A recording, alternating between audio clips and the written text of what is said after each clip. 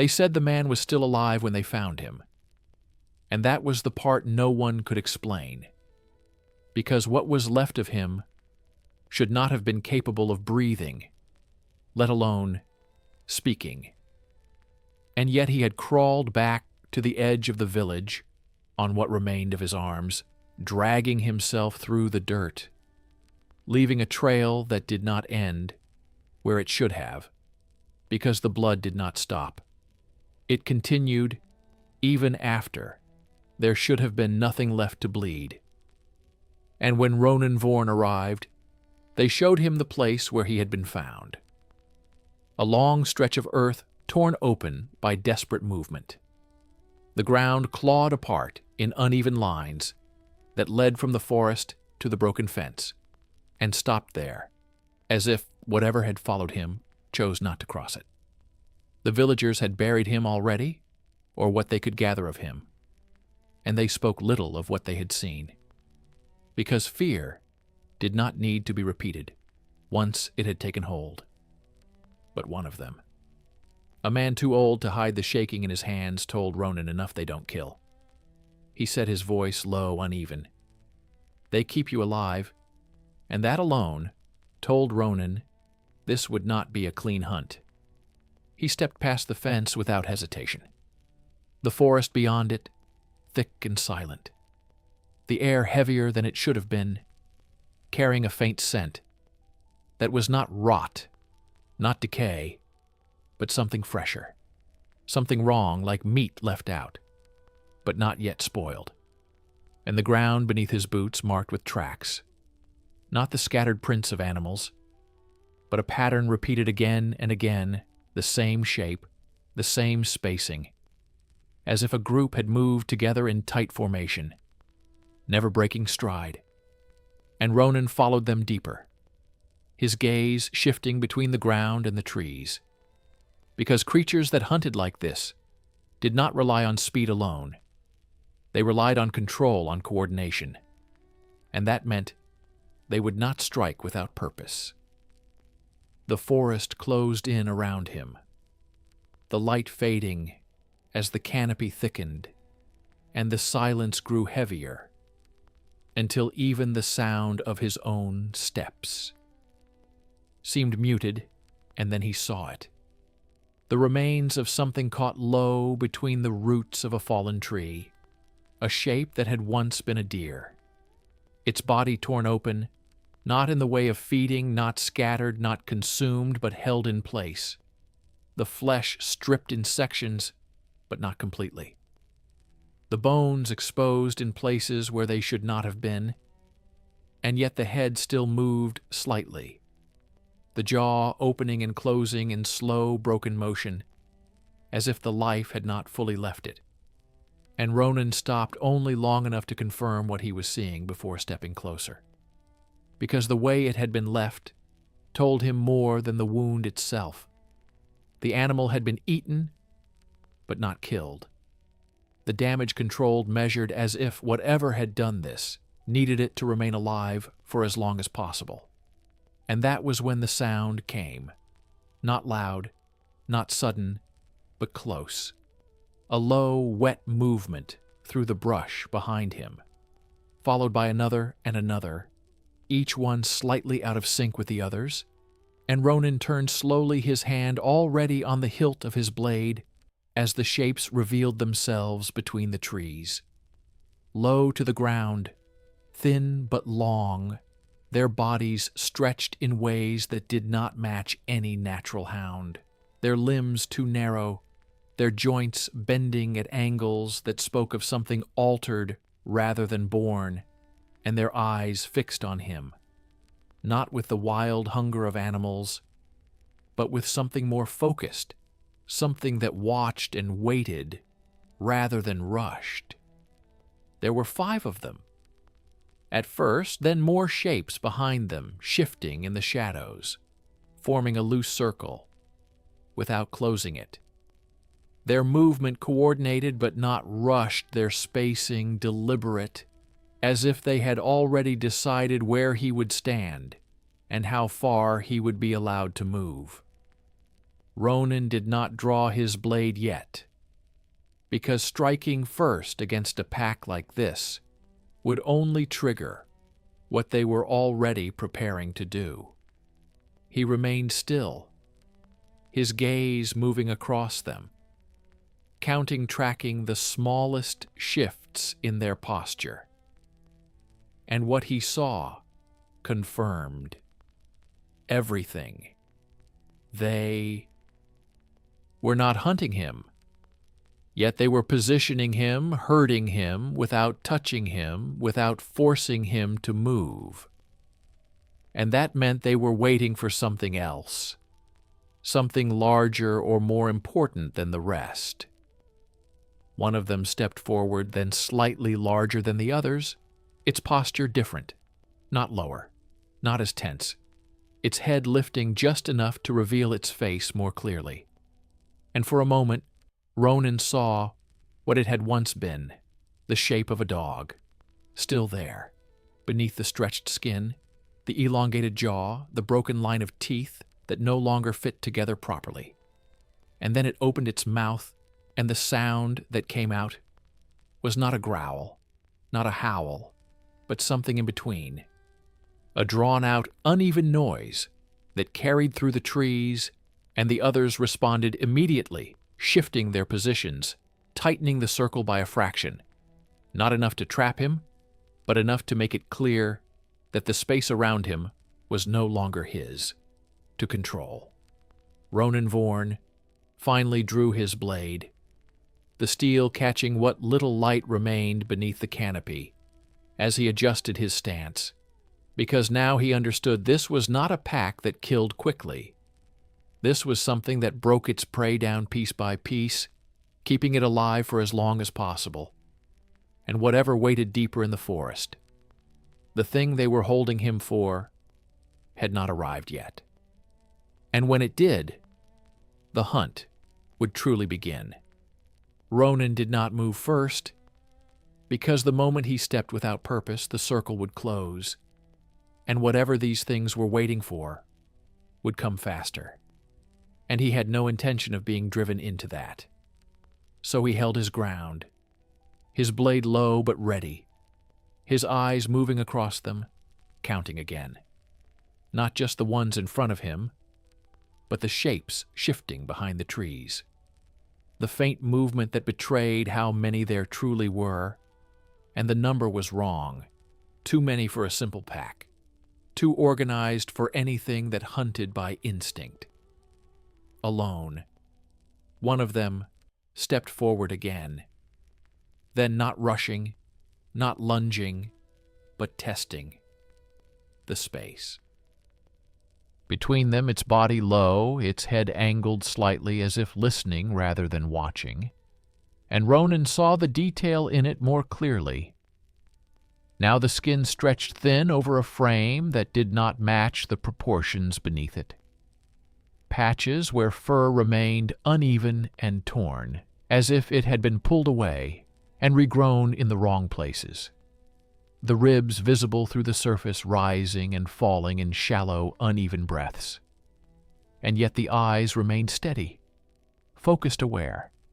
And that was what made it dangerous, more than the teeth, more than the claws. This thing understood distance. It understood timing.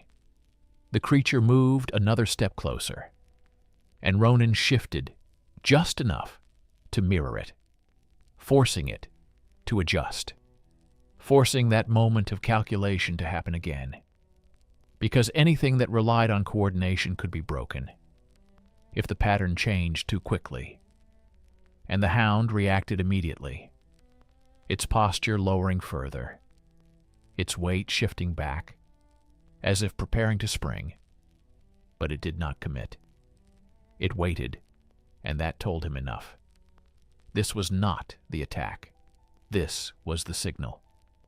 The sound came then low and stretched the same broken call as before, but closer now, more controlled, and the shapes behind him answered not with sound, but with movement, the circle tightening, not suddenly but steadily, the space around him shrinking by degrees, until there would be no room left to step without touching one of them, and Ronan exhaled slowly, because now he understood the first part of their method. They did not rush. They did not overwhelm. They reduced the space until the prey had nowhere left to go. And then they began. And the first strike came from behind, fast and silent, a blur of movement that he caught only at the last moment as it lunged low toward his legs, and he turned into it, his blade coming down in a tight, controlled arc that met it mid-motion, the steel biting into its shoulder and driving it into the ground with a sharp impact. And for a moment, it thrashed, its limbs jerking in uneven motion. But it did not cry out. It did not retreat, it simply pulled itself free, the wound already darkening as it stepped back into position as if nothing had happened. And that confirmed the second truth. Pain did not stop them. Not the way it should. The others did not rush in. After that first strike, they adjusted instead, shifting their positions to account for what had happened, closing the space left open by the wounded one, and Ronan stepped back, half a pace, not retreating, but repositioning, forcing them to move again, to follow. And that was when the second came, this time from the side, faster than the first, its jaws snapping toward his arm, and he deflected it with the flat of his blade, the impact lighter than expected, the body behind the strike weaker than its movement suggested, and he twisted his wrist, turning the deflection into a cut across its neck, the steel slicing through skin and muscle, and the creature stumbled but did not fall. It pulled back immediately, its head lowering, its breath shallow but steady, and the others shifted again, closing the gap once more as if the damage meant nothing, as if each of them existed only to hold a position until they were replaced. Ronan's gaze flicked briefly to the wounded one behind him, and he saw it clearly, the blood dark, but not flowing freely, the body already compensating, already adjusting, as if it did not rely on what had been lost. And that made them worse, because it meant they could continue even when damaged, even when cut down, to the point where most creatures would fail. A third attack came then from the front, this time slower, more deliberate, its movement meant to draw his focus, and Ronan did not take the bait. He stepped inside its reach instead, his blade driving forward into its chest, the steel sinking deep enough to matter, and the creature recoiled, its body folding slightly, before snapping back into place, and he pulled free, immediately stepping back, because he had felt it. The resistance inside, not bone, not muscle, something else, something that held it together. Even when the body failed, the sound came again, then louder this time and closer than before, not from the pack, but from deeper in the forest.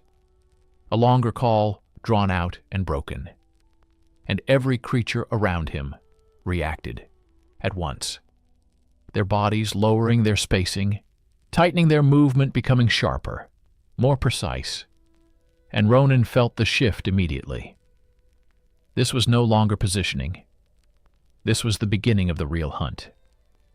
He stepped forward, then not back, closing the distance toward the nearest one and striking fast, his blade cutting through its foreleg and dropping it to the ground before it could react. And he turned immediately to the next, forcing them to adjust faster than they could calculate, breaking their formation before it could fully close, because if he allowed them to complete it, there would be no way out. And for a moment it worked. The circle broke slightly, the spacing uneven, the coordination disrupted, but only for a moment, because they adapted again, the wounded ones falling back, the stronger ones stepping forward, their positions shifting in a pattern that made it clear. This was not random. They were being guided. Something was directing them, something that had not yet shown itself. And as the forest behind them shifted again, the sound of something heavier, moving through the trees. Ronan Vorn knew that whatever they had been waiting for had finally arrived, and the next phase of the hunt was about to begin. The forest changed before the creature revealed itself, not in sound, but in pressure. The air growing heavier, the movement of the pack sharpening, as if something unseen had stepped into their rhythm and taken control, and Ronan felt it immediately in the way they repositioned. Not reacting now, but anticipating their spacing. No longer adjusting to him, but guiding him, forcing him toward a narrower stretch of ground between the trees, where the space would favor them, and not him. And he moved against it, stepping forward instead of back, breaking the line they tried to form. But the pack responded faster this time.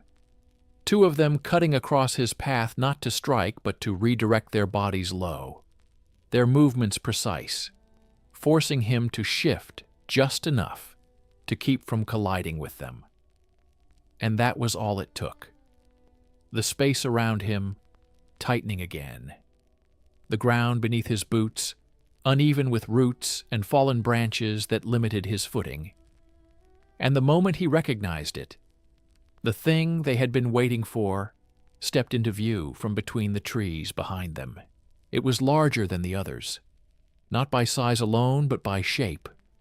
Its body built from the same wrong proportions, but reinforced in ways the others were not.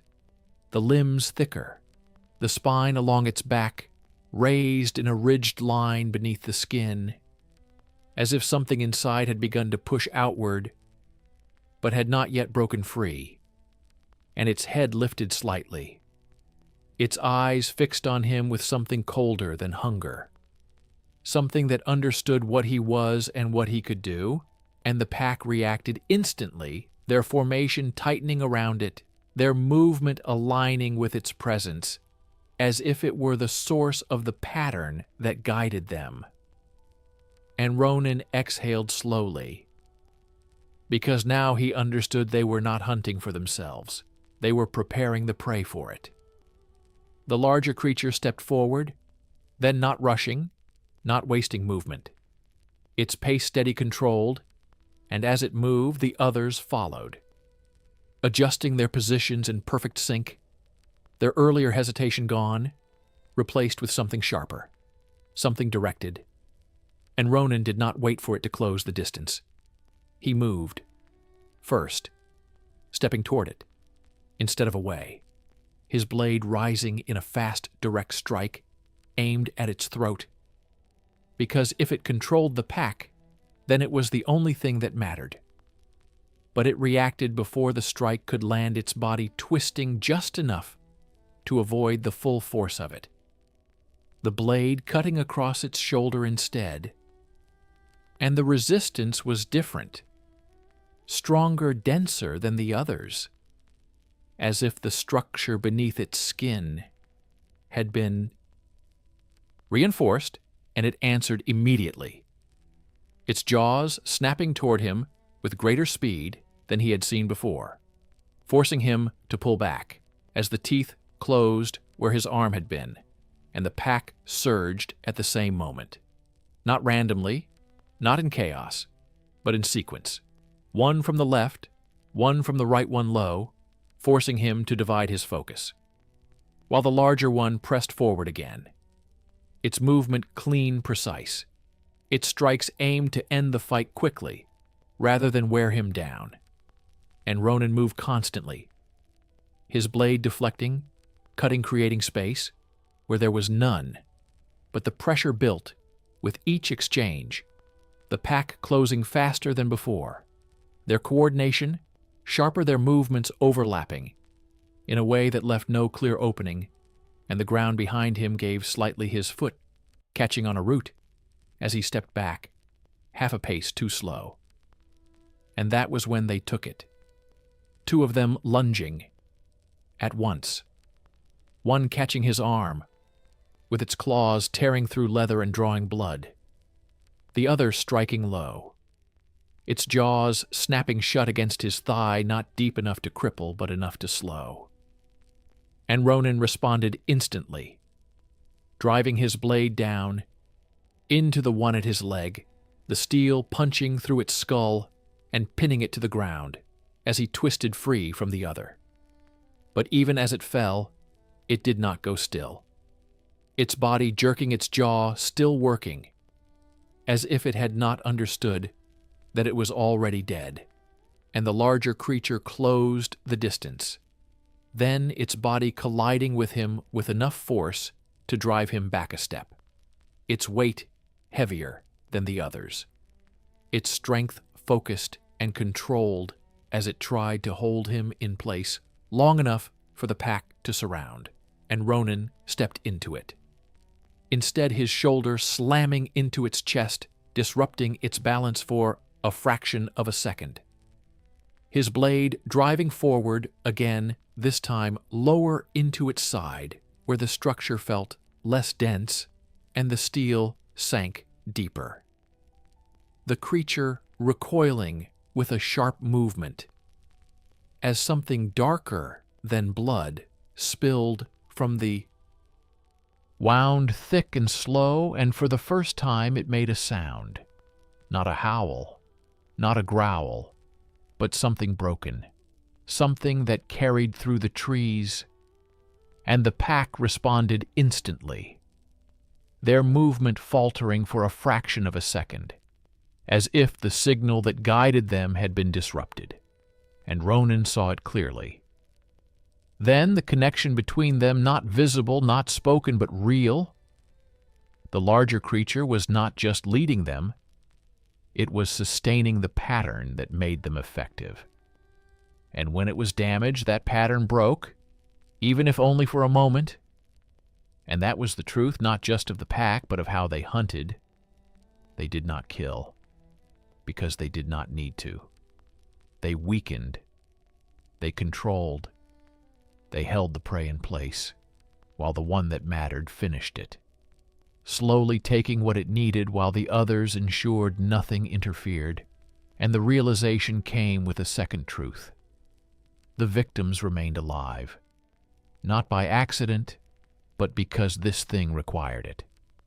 Because whatever it took worked better from something that still breathed, and that made the fight worse. Because it meant, if he fell, they would not end him quickly. They would hold him the same way they had held the others, and the forest behind them cracked again, louder now, closer, as more shapes moved between the trees, drawn by the sound, by the movement, by the blood. And Ronan Vorn knew that if he did not end the larger one now, this would not be a fight. He could survive, because the pack would only grow stronger the longer it lasted, and the next moment would decide whether he broke them or became the next thing. They dragged back to the edge of the village. Still breathing and unable to die, Ronan did not fall back after that, because retreat would only give the pack time to tighten again. And the longer the larger creature remained standing, the stronger their coordination would become. So he stepped forward instead, closing the distance before the pattern could reform his blade, already moving in a tight, controlled strike aimed at the same wound he had opened before, because that was where the connection had faltered, where the rhythm of the pack had broken, and the creature reacted instantly, its body shifting to intercept.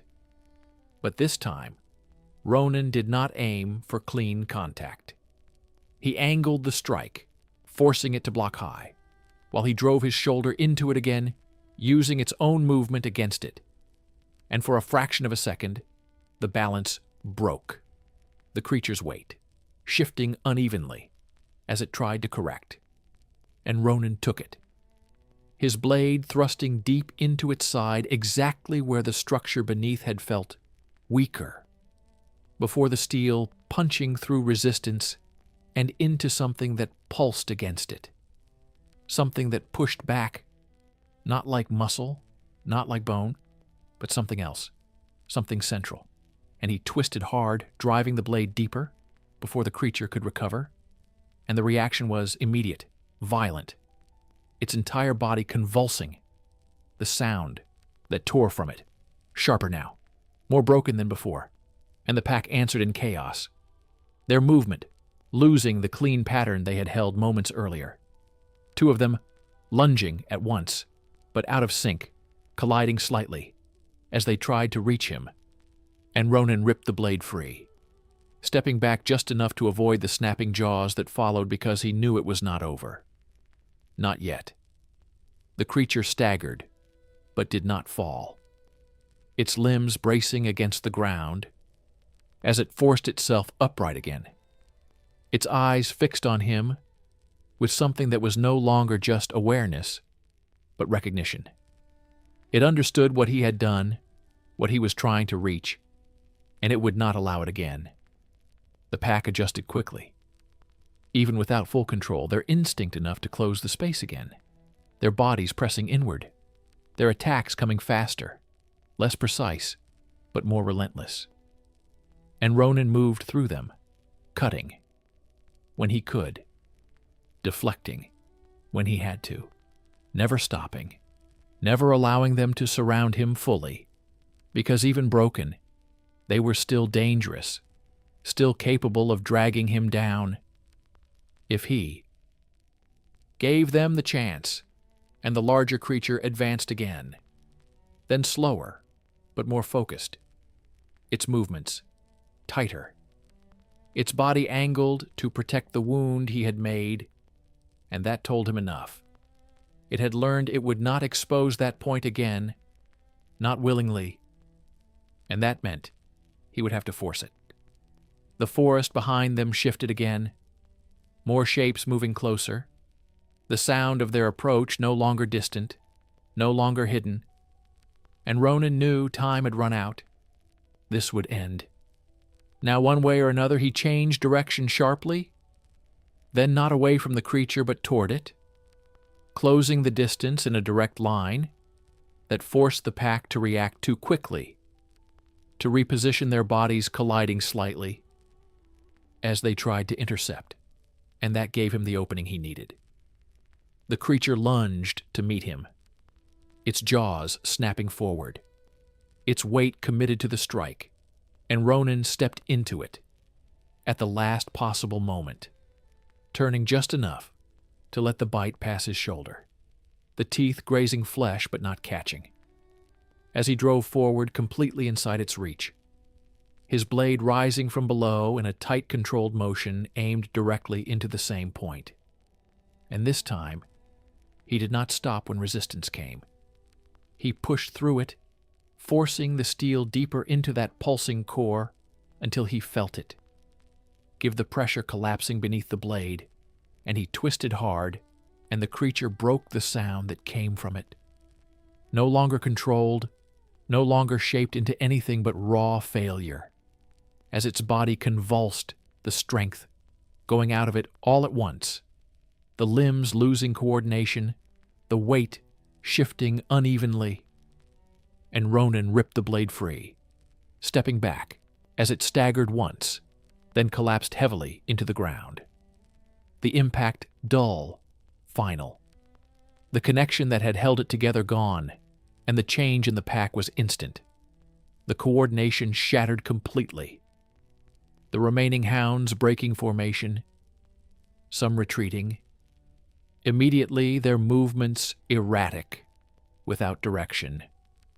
Others lunging blindly, in short, uncontrolled bursts, as if they no longer understood how to hunt, and Ronan did not chase them. He did not need to. He stepped forward instead, cutting down the nearest one cleanly, his blade ending it before it could react. And the others scattered into the trees, their shapes disappearing into the darkness, between the trunks, without pattern, without purpose. The hunt broken, the structure that had held them together destroyed, and the forest fell silent. Not the heavy silence from before, not the waiting tension, but something empty, something that no longer held a presence. And Ronan stood there for a moment longer, his breathing steady. Despite the blood that ran down his arm and leg, his gaze fixed on the fallen creature at his feet.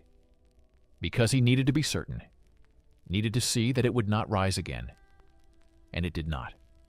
The body lay still, the unnatural strength gone, the pattern that had guided the others no longer present. And slowly he lowered his blade, turning away from it, as the wind moved through the trees again. The faint scent of blood already beginning to fade, and as he made his way back toward the edge of the forest, the ground no longer shifted beneath his feet, no longer marked by controlled movement, only the broken signs of what had happened.